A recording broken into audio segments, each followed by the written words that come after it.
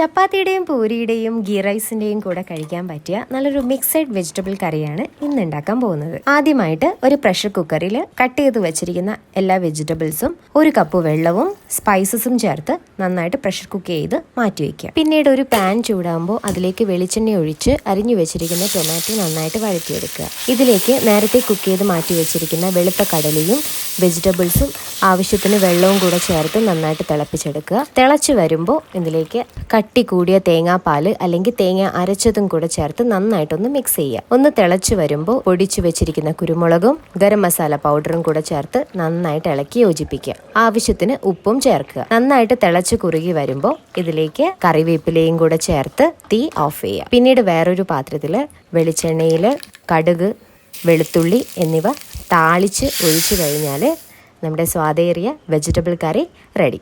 അപ്പോൾ എൻജോയ്.